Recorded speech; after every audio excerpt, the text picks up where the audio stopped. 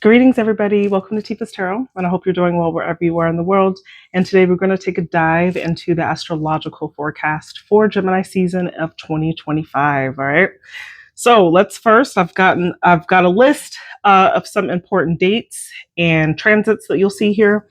Okay, but our first one is looking at that Sun in Gemini energy, right? So Sun in Gemini lasts about a month from May 20th to June 20th, right?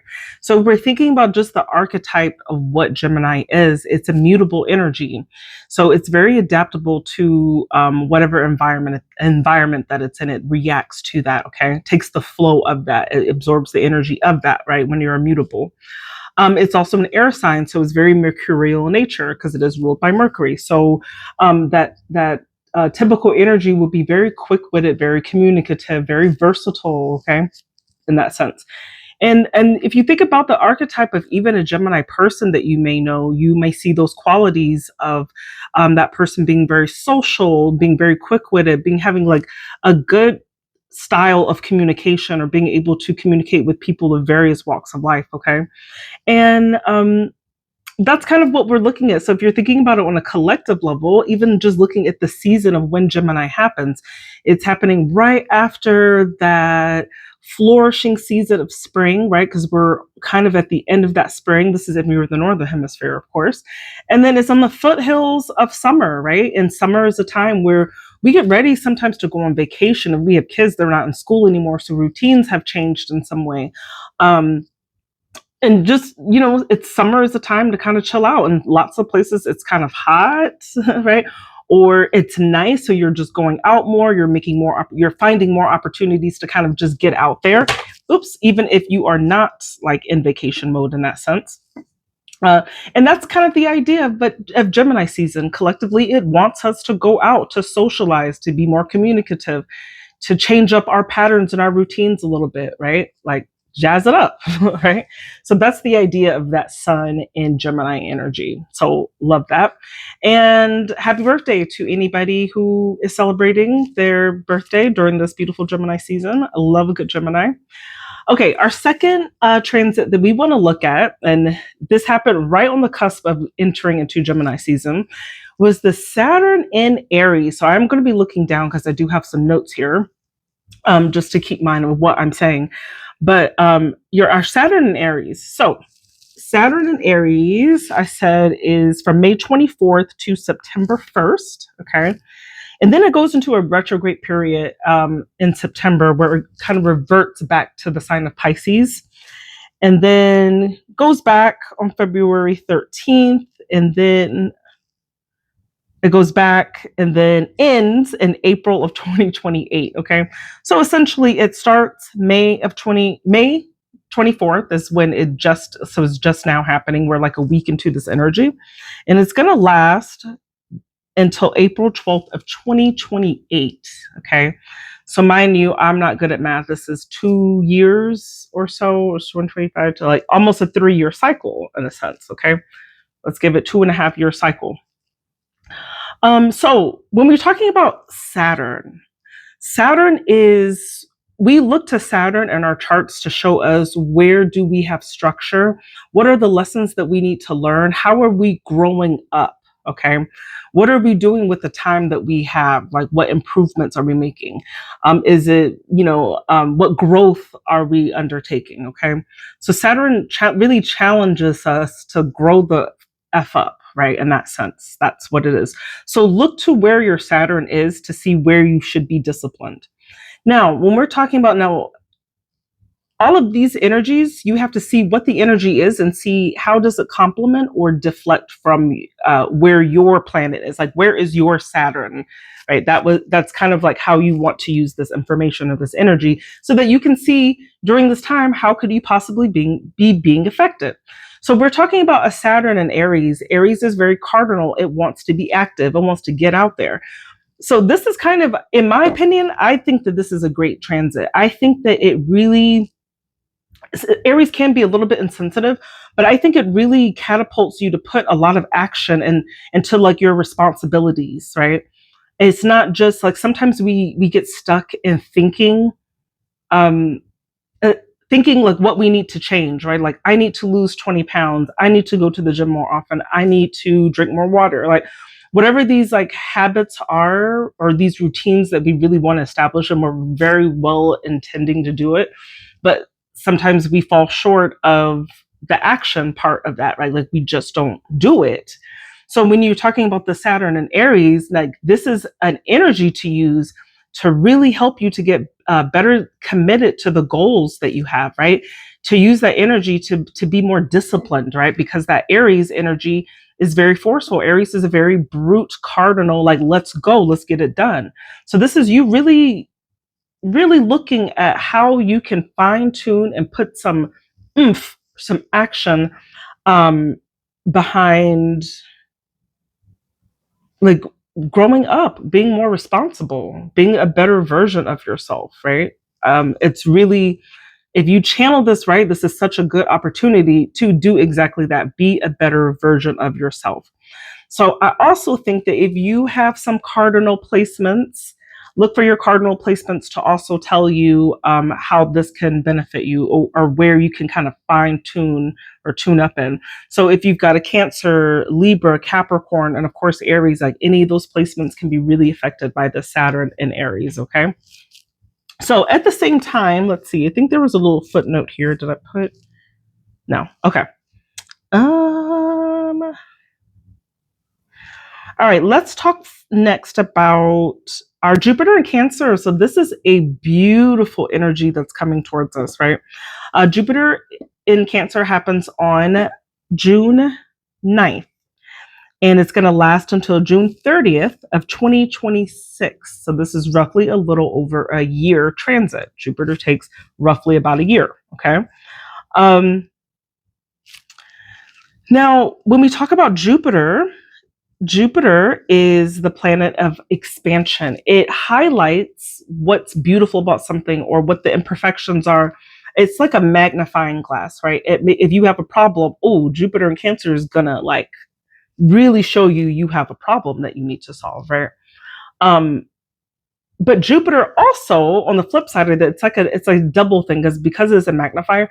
It can also magnify your benefits, your fortune, so to speak, right? It shows the ways in which you are lucky, right? And which ways and what categories that you are expanded. So when Jupiter is in Cancer, so this is also another birth chart thing, find where your personal Jupiter is in your natal chart, to understand how you can vibe with this particular energy, how you can help yourself with it. So when this Jupiter is in Cancer, what's really being expanded for us collectively is we're going to see Cancerian themes, okay? And as a matter of fact, Jupiter loves to be in Cancer. Jupiter is exalted in Cancer, meaning this is the best place, most beneficial place that Jupiter can be in, okay? And so when it's in Cancer, it's really a fantastic opportunity for all of us to have a chance at growing emotionally, healing wounds, healing childhood wounds, addressing some of our shadow issues. Well, that's more for Scorpio. I wouldn't say so much shadow, but also when Cancer is also the sign of family, our home, our comfort. It's where we feel comfortable with the people that we feel comfortable with, right?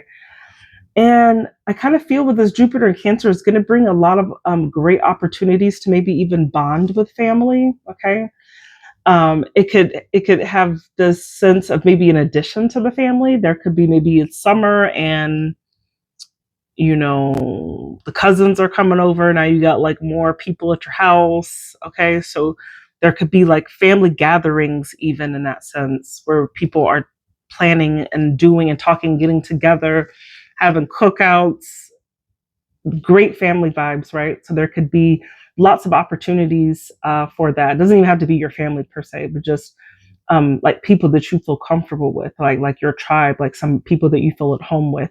So this is a very beneficial time for us to really like connect with our loved ones.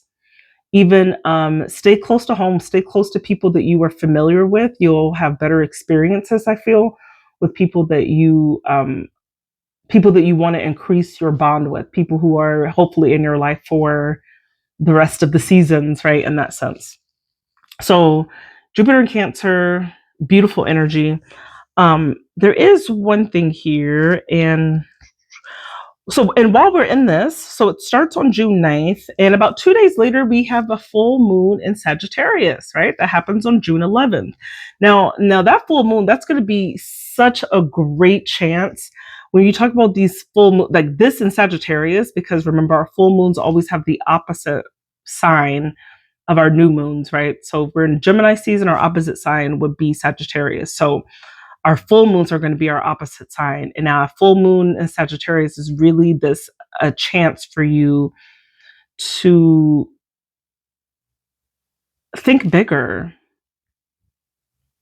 Like if you're planning a get together, like don't it's like invite more people, okay?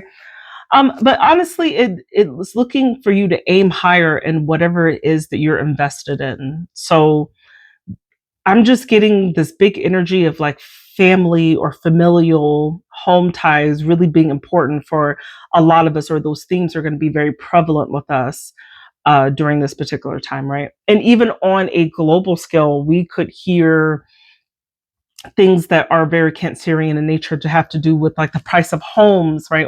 Or more people going homeless, right? There's something here about the home front, right? They're a magnifying problem, right? So when there could be something big that happens in the news where they're like, oh my God, like 50% of Americans are homeless, which I could probably believe at this point from where I live. And it just shows like what a big problem this is. Because remember, Jupiter magnifies, it expands what issues are. So look out for themes of that nature, right? For those to really be showcased, right, with that Jupiter in Cancer. But in other ways, it's very auspicious. Jupiter loves to be in Cancer. It wants to have all of the feelings, the tightest hugs, the biggest smooches, right?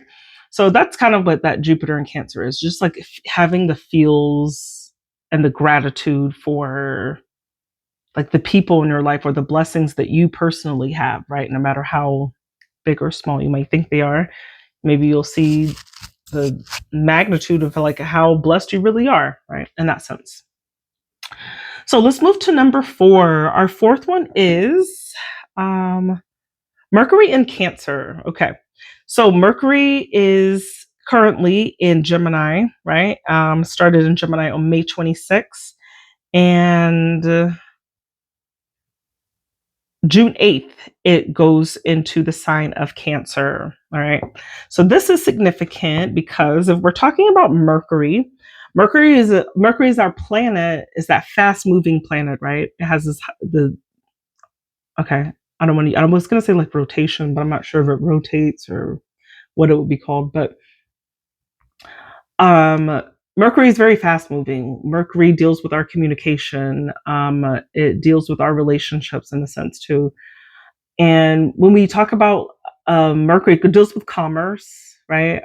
So that could be like our job, right? How we make our livelihoods, but it's very fast moving energy. Now, when it's in Gemini, it's at home in Gemini. It wants to be there. So it's talking. A lot of things that Gemini might be talking about might not even like, sometimes it's just like talking for the sake of talking, making a lot of small talk, talking to people, but not in a very like deep way. So then when it moves into Cancer, I feel like this Mercury in Cancer, when by June 8th, there could be, and then mind you, Jupiter is also in Cancer as well. And now that Mercury joins Jupiter, so it's going to have this beautiful alignment here. And I feel that it's going to be, conjunct Jupiter. And I just feel like there could be perhaps very like tender conversations around this time that people are getting involved in. I think it really highlights you could be like prone to really talk through your feelings. There could be those things, or really think about the magnitude of how your words affect other people. There's something very sensitive and thoughtful about the way that we communicate, and it almost has this tendency, because I don't think Mercury, in my opinion, is not great in Cancer because it's not very direct, okay? But it does take a very loving, nurturing approach to communication. And so we could just be finding themes of ways in which that we could talk with each other with a little more love. And honestly, like even just being on the internet in itself and being on social media and you're reading comments, and not to say that like every thread is negative, but there's a lot of negativity. There's a lot of tearing down that people do of each other, saying what's on your mind, whether it's good or bad, or opinions that you want to get across, but making your point in a way where it's belittling or disrespecting other people, right? We can get our, maybe there's something here with the Jupiter and with a Mercury in Cancer where we're able to get our point across without having the frustration. But we are thinking very carefully and thoughtfully and nurturing and lovingly about how we want to communicate our messages to other people. Okay. So I think that vibe with that, if you're going with it and you just be nice, okay? Be nice out here. So we're really being encouraged to talk sweetly with one another, okay? And that's our Mercury in Cancer. So our last one that I have here is this Mars in Virgo. So Mars will join in our Gemini season just by thread. It's going to start on June 17th and last until August 11th. Now, when we talk about Mars, Mars is the planet and how we assert ourselves. How in the ways are we aggressive? How do we go by getting the things that we want in life, right? It's our desire, our gusto, our drive. How do we do that? How do we express, I want, I get, I do? So, with that Mars, what was it in? And Virgo, I think this is very beneficial. I think this is a good time, if you use this energy properly, to take advantage of that detail-oriented quality of Virgo, which really is a great planner, is very strategic, and you're making a strategy where you can get tangible results.